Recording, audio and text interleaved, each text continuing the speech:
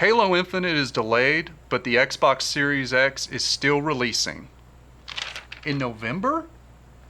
Hey, welcome to the first show. I'm Greg Patton. We're going to be talking about news basically going on that broke today that Halo Infinite was delayed and what that means for the Xbox Series X. Now, you're in a fanboy free zone. We support both PlayStation and Xbox here. So if you're here to just badmouth one, just stay out of the comments, please. All right, so here's the news. Earlier today, 343 Studios dropped a big bomb on the gaming industry by announcing that Halo Infinite, the most anticipated and significant title for the Xbox Series X, would be delayed till 2021 due to the virus. Now again, delays because of the virus comes as no shock. But the problem is, Microsoft still put out a press release 3 hours later saying, hey, we're still releasing the Xbox Series X. And so what I want to do is I want to talk about what does a launch lineup look like? What does the word exclusive mean in this console generation? And finally, is this any better off than where we were the last console generation at launch? Okay, so first get out of the way.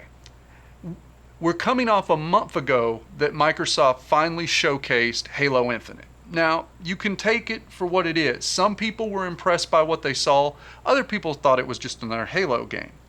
Therefore, a lot of people began to speculate that they would probably end up delaying it for the multiplayer. The multiplayer would be free to play, and that was later confirmed that the multiplayer would be free to play. Of course, being part of Xbox Game Pass, people are willing to give Halo Infinite a little more credence. The problem is now, Microsoft is launching a new console, and Halo Infinite, since the beginning of the Xbox Series X announcement that it would be coming in 2020, was supposed to be day and date with the system. Now, Microsoft today basically released a very lengthy press release, which I'm going to get into, of what they're talking about. They wanted to assure people that yes, the Xbox Series X is still coming in November, and they want to give Halo Infinite all the time in the world to be ready in 2021 due to the virus. Now, the question is, how do you market a new console in this climate? It's very difficult to do. Sony so far has only revealed one real exclusive as well with Miles Morales. Yes, both companies are going to buy third-party licenses to be able to have as many games out there as possible. No one is saying there will not be anything to play. But it's really hard to launch a console without first-party support, and that's where Microsoft is right now. In today's release from the Xbox Newswire, the way that they phrased it was more than 50 new games planned for this year across generations and optimized for Xbox Series X. They mentioned Assassin's Creed Valhalla, they mentioned Dirt 5, they mentioned Yakuza Like a Dragon, Watch Dogs Legion. That's great. These are third-party games that you can already play on your current Xbox. This is not something where they're making it you need to upgrade right now. And frankly, Microsoft probably isn't that concerned if you upgrade right now anyway, because they're more interested in the revenue that Game Pass is generating. The second part of it is they continued to say that there would be new games being developed specifically for Series X. Now, I want to talk about a couple of these real quick. The Medium. We've seen it twice. It looks like a pretty compelling horror game from a Silent Hill, Alan Wake kind of perspective. I'm into that. It's scheduled for this year. Okay, that is one of the few games that we can say for sure is only on the Xbox Series X because it's got the dual realities that you switch between, which is something that you can't currently do on your current console. Scorn, we don't know much about it. It's been in early access for like 2 years and it has been shown that much, and we don't even know if it's still 2020. Microsoft's claiming it is, but we haven't seen it. And then, of course, this is kind of where we're at with new consoles. They're touting Tetris Effect Connected. Look, don't get me wrong. Tetris Effect's one of the best games of the last 3 years. But this is just an online component with a few new things added. And yes, Tetris Effect didn't come to Xbox previously. But that doesn't make it an exclusive. So now we're in a situation where all they're going to do with the new Xbox Series X is sell you on the fact that they have up-resed versions of Forza, Gears of War, Ori and the Blind Forest. They're all ray tracing, they're all running 120, and you'll get smart delivery on all of your current Xbox games when you buy them, which will be, say, Madden will be upgraded, NBA 2K will be upgraded in graphics. That's fine. But really, we're talking about a console launch here. I mean, if we look back just at 2014 when the Xbox One had its disastrous launch, do you recall the launch lineup then? You had Forza Motorsport 5, you had Dead Rising 3, you had Rise, Son of Rome.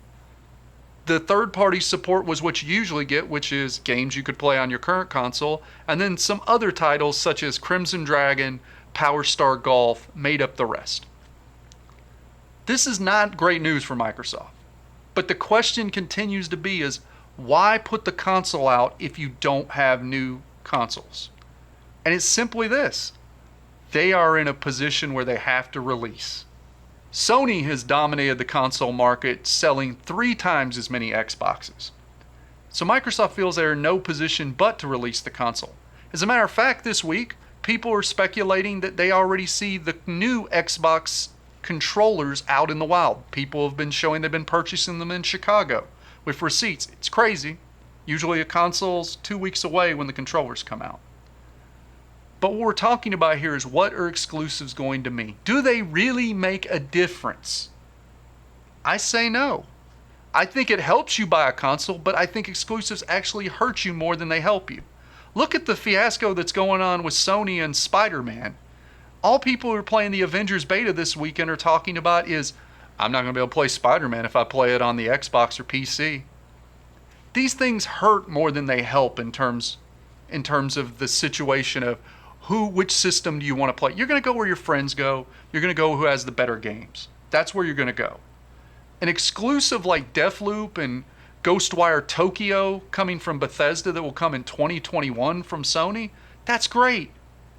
We don't know how long it'll be before you'll be able to play them on Xbox Series X, but we have to assume that it's probably somewhere between a couple months to a year before you'll be able to get that content. Nobody wants to see Destiny and Call of Duty deals where exclusive content is locked off for over a year. That's not good for the industry, and it's not good for the gamers. The problem with exclusives right now is you're launching new consoles and you don't have anything to show for it because of the current climate we're in. The third part that I would like to get into is, how do you sell a console in this current climate? I'm not sure you can. I think most people are pretty happy with what they have currently. If you're a PlayStation 4 owner, you probably own a PlayStation Pro by now. If you're an Xbox owner, you probably own an Xbox X by now. Nintendo owners are happy with the Switch, and the Switch is doing amazing. But we're at a position right now where it's really hard to think that you're going to be able to have huge revenue boost from a new console if you have nothing to ship with it. I love Game Pass. As a matter of fact, I'm going to do a series basically showing off Game Pass games on this channel.